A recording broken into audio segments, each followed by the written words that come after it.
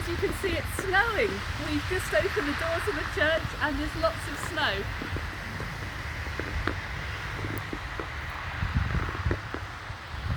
So for some of you, this is a building you've been through before, but for some of you it might be completely new. So we thought we'd take you on a little tour. Come on in, out of the snow.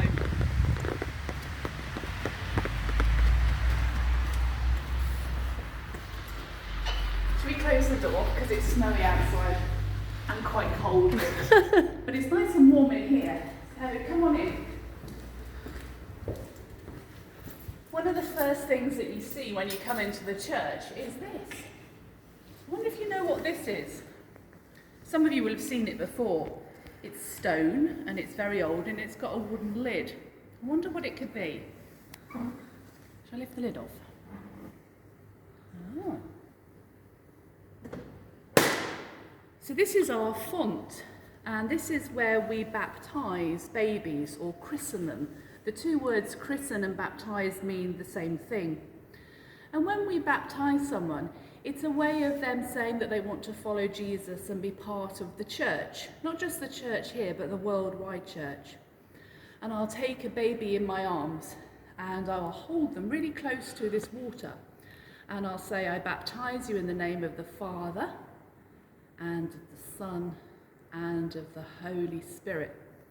And you can probably guess what a baby does when that happens. They very often cry, but it doesn't hurt them. It's just like having a bath. And we dry them off afterwards. And then we hold them up so that the whole church can see the newest member and welcome them. So that's what happens here, and it's called the font.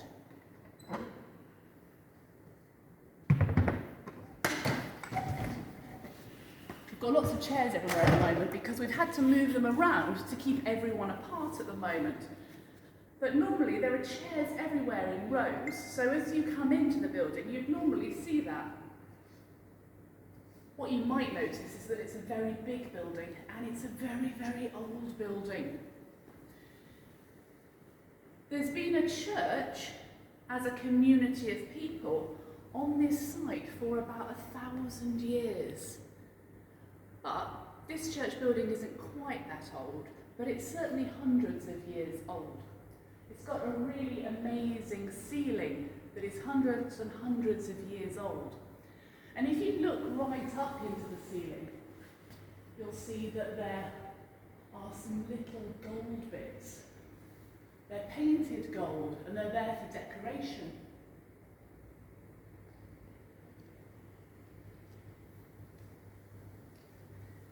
When you come further into the building, there are probably lots of things and you don't know what they are.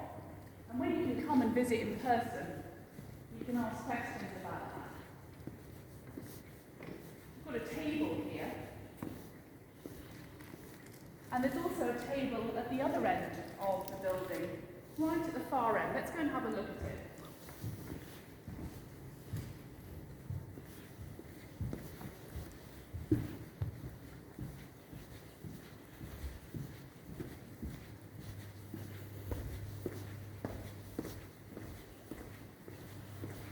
This is called a communion table, or sometimes it's called an altar in some churches, but I usually call it a communion table. And it's called a communion table because communion is a special meal that we have in the church. It's a meal of bread and wine. And it's not like a big meal that everybody has together. It's a symbolic meal. It's a meal that has a special meaning. And people have bread and they have wine as a way of remembering Jesus. Jesus told us to take bread and wine and to eat and drink together as a way of remembering him.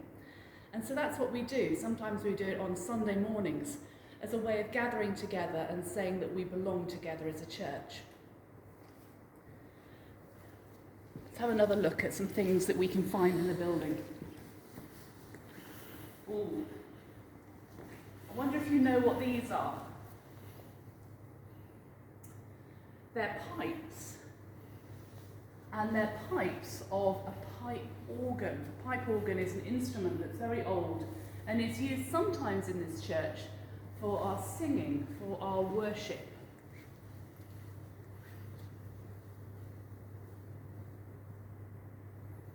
Let's show you a more modern version of our organ.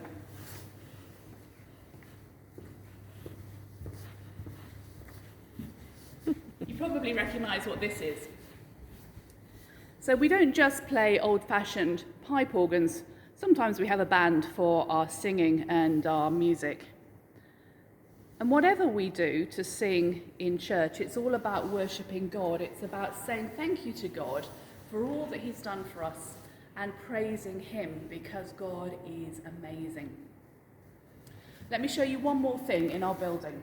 We're going to go to a part of our building called the Leek Chapel.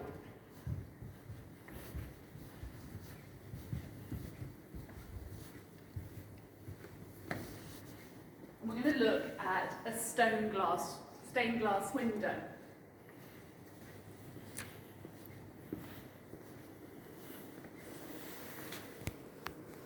So lots of churches have stained glass windows.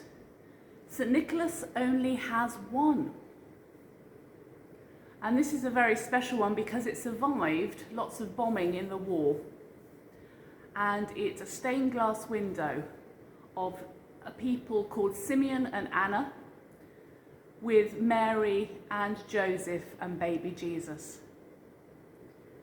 And the story about this stained glass window, the story that we see represented here, is a story that we remember at Candlemas, when Jesus as a baby was brought into the temple, and there was an old man called Simeon and a lady called Anna who were there waiting and waiting to see what God was going to do, because God had promised to send someone really special.